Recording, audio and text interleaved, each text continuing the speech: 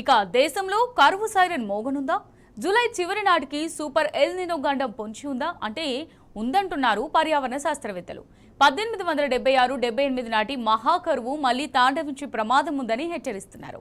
Pacific జలాల ఉష్ణోగ్రతలు పెరగడమే దీనికి కారణమని చెబుతున్నారు.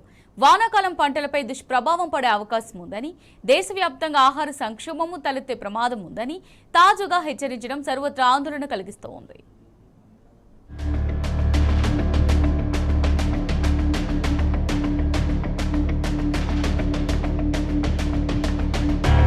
ప్రపంచ దేశాలకు మరో పెనుముప్పు పొంచి ఉన్నది. అది సూపర్ ఎల్నినో రూపంలో పెను విపత్తు సృష్టించనున్నది. ఈ వైపరీత్యంతో కరువు కరాల నృత్యం చేయనున్నది. జీవకోటి జీవన మనుగడ ప్రశ్నార్థకం కానుందని నిపుణుల హెచ్చరికలు ఆందోళన కలిగిస్తున్నాయి. పసిఫిక్ మహాసముద్రంలోని ఉపరితల జలాలు అత్యధికంగా వేడెక్కి ఈ సూపర్ ఎల్నినోను సృష్టిస్తాయని భావిస్తున్నారు. మే చివరి భాగంలో ఎల్నినో మొదలై జూలై చివరి నాటికి అది సూపర్ ఎల్నినోగా రూపాంతరం చెందే అవకాశం 82% మేర ఉన్నదని national oceanic and atmospheric administration శాస్త్రవేత్తలు చెప్తున్నారు. 2027 తొలి మాసం వరకు ఈ సూపర్ ఎల్నినో కొనసాగే ప్రమాదం ఉన్నదని అంచనా వేస్తున్నారు.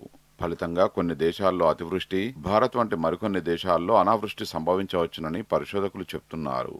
త్వరలో తాండవించనున్న ఈ సూపర్ ఎల్నినో 1876-78లో వచ్చిన దానికంటే సమానమైన తీవ్రత కలిగి ఉంటుందని, అప్పటి దుర్భర పరిస్థితులు పునరావృతం కావచ్చని పలు నివేదికలు హెచ్చరిస్తున్నాయి. మరో 4 రోజుల్లో నైరుతి రుతుపవనాలు పలకరించనున్న వేళ ఈ సూపర్ ఎల్నినో హెచ్చరికలు ప్రపంచవ్యాప్తంగా ఆందోళన కలిగిస్తున్నాయి.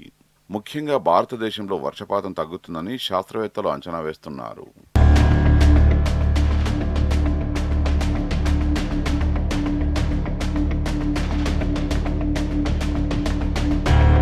భూమధ్య రేఖ వెంబడి దక్షిణ అమెరికా ఖండం పశ్చిమ తీరం వైపు పెరు, ఈక్వెడార్ దేశాల సమీపంలో పసిఫిక్ మహాసముద్ర జలాలు అతిగా వేడెక్కితే సముద్రగాలులు పశ్చిమానికి బదులు తూర్పునకు పయనిస్తాయి. దీంతో భారత్ వంటి ఆసియా దేశాల్లో వర్షపాతం తగ్గే అవకాశం ఉంటుంది. దీనిని ఎల్నినో అంటారు. సముద్రపు ఉష్ణోగ్రతలు 2 డిగ్రీల సెల్సియస్ కంటే ఎక్కువగా పెరిగితే సూపర్ ఎల్నినోకు దారితీస్తుంది. ఫలితంగా భారత్ సహా పశ్చిమాసియా దేశాల్లో అనావృష్టి తాండవిస్తుంది. ప్రస్తుతం సాధారణ బెంచ్ మార్క్ అయిన 0.5 డిగ్రీల సెల్సియస్ కన్నా 1.43 డిగ్రీల సెల్సియస్ మేర ఎక్కువగా నమోదైంది. ఈ ఉష్ణోగ్రతలు అంతకంతకు పెరుగుతున్నట్టు జూలై చివరి నాటికి ఈ ఉష్ణోగ్రతలు 3 డిగ్రీల సెల్సియస్ కు చేరవచ్చని ఎన్ఓఏ పరిశోధకులు అభిప్రాయపడుతున్నారు. ఈ పరిణామం సూపర్ ఎల్నినోకి దారితీయొచ్చని వారు అంచనా వేస్తున్నారు. ఐఎండీ తాజా అంచనాల ప్రకారం ఈ ఏడాది వర్షపాతం దీర్ఘకాలిక సగటులో కేవలం 92% ఉండొచ్చని తెలిపింది.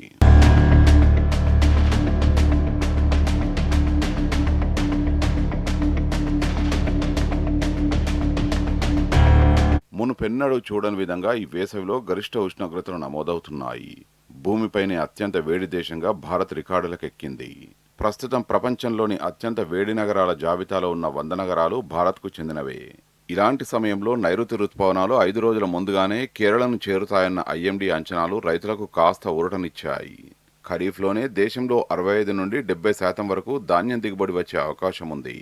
సూపర్ ఎల్నినో కారణంగా ఈసారి ఖరీఫ్లో సరైన వర్షాలు పడకపోవచ్చని శాస్త్రవేత్తలు అంచనా వేస్తున్నారు. ఫలితంగా లక్షలాది మంది రైతులు గడ్డు పరిస్థితులను ఎదుర్కోనున్నట్లు హెచ్చరిస్తున్నారు. ఇప్పటికే యుద్ధాలతో పతనమైన ప్రపంచ దేశాల ఆర్థిక వ్యవస్థలపై సూపర్ ఎల్నినో దెబ్బ మరింత గట్టిగా పడనున్నదని నిపుణులు హెచ్చరిస్తున్నారు.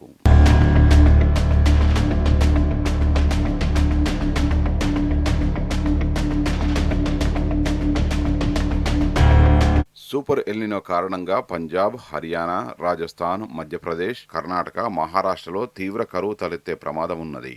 ఢిల్లీ, తెలంగాణ, ఈశాన్య రాష్ట్రాల్లోనూ వానలు అంతంత మాత్రంగానే పడొచ్చని, సూపర్ ఎల్నినో ప్రభావం ఈ రాష్ట్రాలపైన ఉండొచ్చని అంచనా వేస్తున్నారు. తమిళనాడు, ఏపీ వంటి తీర ప్రాంత రాష్ట్రాల్లో సూపర్ ఎల్నినో కారణంగా అధిక వర్షపాతం కురిసే అవకాశం ఉన్నట్లు నిపుణులు చెబుతున్నారు. సూపర్ ఎల్నినో కారణంగా తెలంగాణలోనూ పరిస్థితులు దిగజారే ప్రమాదం ఉందని వాతావరణ నిపుణులు అంచనా వేస్తున్నారు.